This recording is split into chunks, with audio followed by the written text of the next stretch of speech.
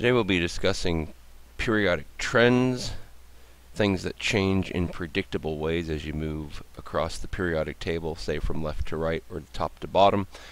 And the first periodic trend that we'll be discussing, there are several, probably a couple that we'll focus on: atomic radius and ionization energy. This video will deal strictly with atomic radius.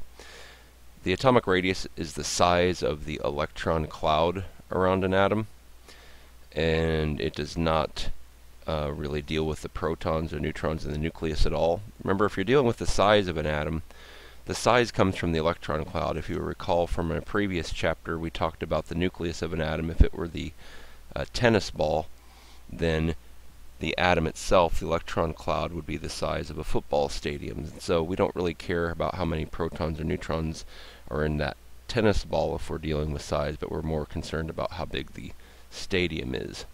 And so that's the electron cloud that produces that radius. The size of the atom, the volume of the atom, comes from the electron cloud. So what we're going to look at is, if we remember, electron clouds come from these atomic orbitals. The 3s, well, that's been clipped a little bit, but the top figure says relative sizes of the spherical 1s, 2s, and 3s orbitals of hydrogen. So yeah, there's your 1s orbital, there's your 2s orbital, and there's your 3s orbital. You can see that they get larger and larger and larger, and that would be also true for p orbitals and d orbitals. So if you were to, for example, to look at a 2px orbital, it might look something like this. Whereas if you looked at a 3px orbital, it would be, significantly larger, and so on and so forth. So this trend holds not just for the s orbitals, but for the d's and the p's and the f's, and all of the different orbitals follow this trend. So, by the way, there are your d orbitals in case you wanted to look at them.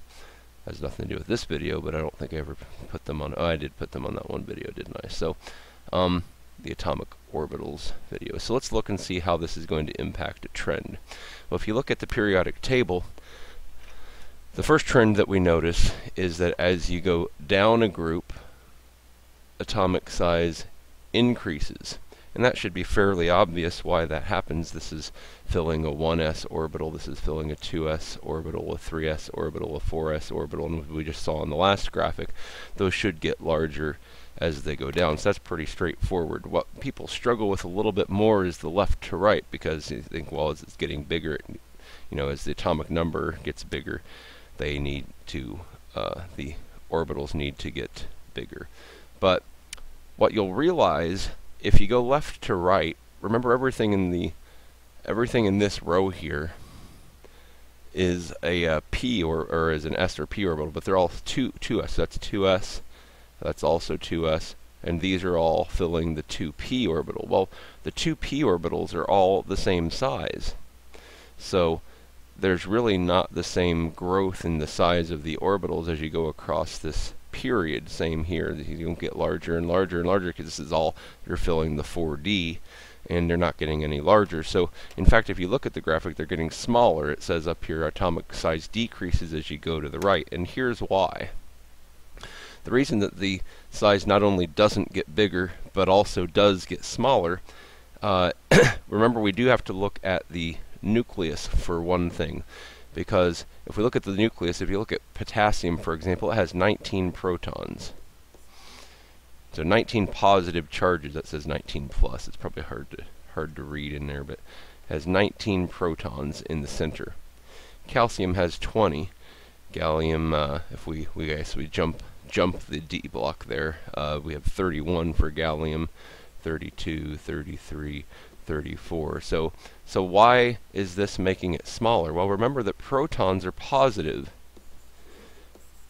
and electrons are negative, and they're attracted to one another. There's an attraction between them. So while this electron cloud is not getting any bigger as you go across the row, you are getting more and more and more and more, stronger and stronger and stronger and stronger nuclear attractive forces in the middle, because you keep adding protons which attract electrons. And so they bound the electrons more and more tightly towards the center as you go to the right, because they get smaller or stronger and stronger and stronger.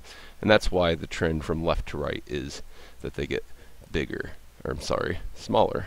And so if you could ask a question like, which is bigger, indium or antimony? Well, you won't have this chart in front of you if you're taking a test, so you'll have to remember that as you go to the right, they get smaller, so this one would be bigger.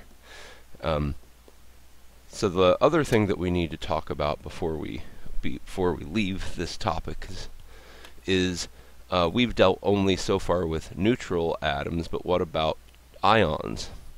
Well, remember, with ions are formed by electrons leave or come in.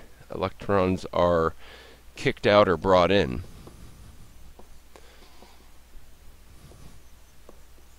That's what makes an ion. So if I have, for example, a calcium atom, it's got 20 electrons, and it's got this electron cloud. Well, if calcium forms an ion, it's going to be +2, and how did it do that? By getting rid of 2 electrons. So clearly its electron cloud can't be as big anymore if it's lost some electrons. So positive ions are smaller, and for the same reason, if you become a negative ion, fluorine becomes fluoride, it's because it got an extra electron. So if fluorine looks like that, fluoride with its extra electron is going to have a bigger cloud. And so positive ions are smaller, and negative ions are larger than their neutral counterparts. And so those are the trends in atomic radius.